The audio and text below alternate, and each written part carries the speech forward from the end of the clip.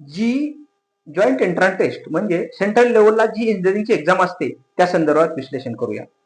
ज्यावेळेस 10वी मध्ये विद्यार्थी पास होतो आणि जीईची इंटरेस्ट असणार म्हणजे सेंट्रल लेवलच्या IIT करता, NIT करता किंवा ट्रिपल IIT करता ज्या मुलांना ऍडमिशन घ्यायचे आहेत असे विद्यार्थी या जीई एंट्रन्स टेस्ट देऊ शकतात. सदरची जॉईंट एंट्रन्स टेस्ट ही जी परीक्षा आहे गव्हर्नमेंट इंजिनिअरिंग साठी सेंट्रल लेवलची एक्झाम आहे आणि याच्यासाठी जी टेस्ट घेतली जाते त्याच्यासाठी NTA कंडक्ट करते. NTA म्हणजे नॅशनल टेस्टिंग एजन्सी अशी एजन्सी आहे की ऑल ओव्हर देशातील सर्व स्टुडंट यामध्ये एक्झाम देत असतात.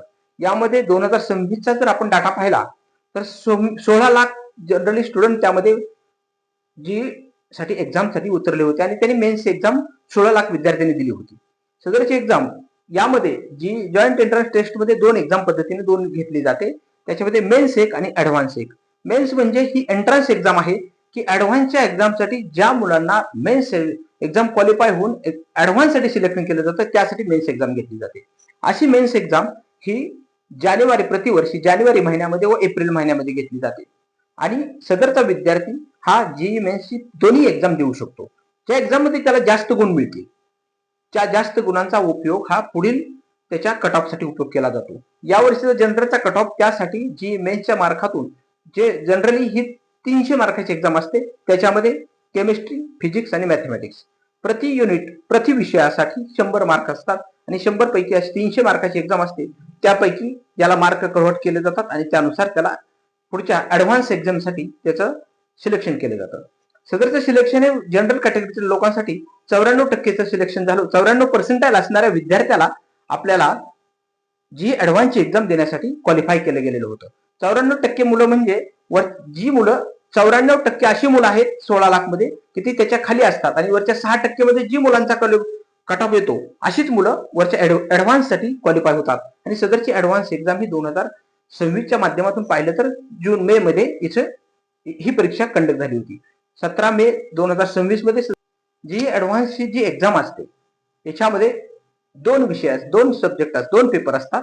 त्यामध्ये एकाच दिवशी सकाळी 8 ते 11 पर्यंत एक पेपर असतो जनरली अप्रॉक्सिमेटली आणि नंतर 2 ते 5च्या दरम्यान अप्रॉक्सिमेटली पेपर असतो. वेळेमध्ये त्या वर्षी चेंज केला जातो. या वर्षीची मेन्सची एक्झामचा पेपर हा NTA ने सिलेक्ट केलेला असतो. परंतु ज्या वेळेस IIT एक्झाम गेली जाते प्रतिवर्षी ही एक्झाम IIT कॉलेज कंडक्ट करतं आणि त्याची प्रश्नपत्रिका त्याचा पेपर सेट हा प्रत्येक IIT काढत असते. गेल्या वर्षी सदरची एक्झाम कंडक्ट केली होती ती म्हणजे IIT दिल्ली कानपूर.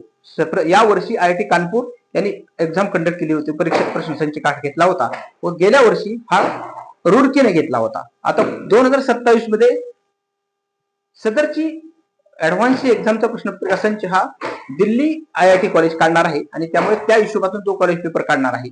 360 मार्काची ऍडव्हान्सची पेपर असते.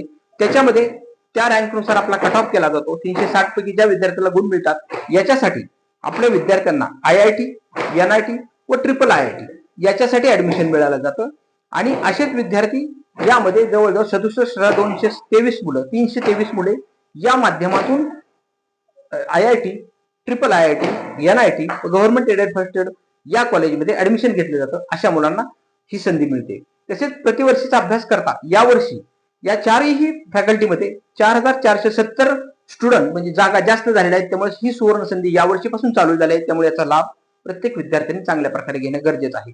यामध्ये मी तुम्हाला जी मेन्स, जी ऍडव्हान्स, IIT साठी कोणती एक्झाम्स लागते, NIT साठी कोणती एक्झाम्स लागते, ट्रिपल IIT साठी कोणती एक्झाम्स लागते याविषयी विश्लेषण केलेलं आहे. आणि MST CETच्या माध्यमातून स्टेट लेवलला या कोणत्या एक्झाम मधून आपल्याला जनरली स्टेट लेवलला पाहिलं तर COAP, वीरमाता जिजाऊ गव्हर्नमेंट फंडेड असलेली महाराष्ट्रातील चांगल्या रँकचे असलेले कॉलेजेसला आपल्या ऍडमिशन या माध्यमातून घेता येतं.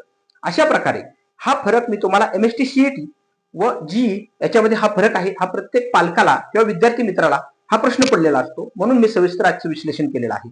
यापुढे GEची काउन्सिलिंग प्रोसेस व CET काउन्सिलिंग प्रोसेस या विषयावर आपण पुढील भागामध्ये चर्चा करणार आहोत. त्याकरिता सर्वप्रथम माझा चॅनल शेअर करा, लाईक करा व सबस्क्राईब करा. धन्यवाद.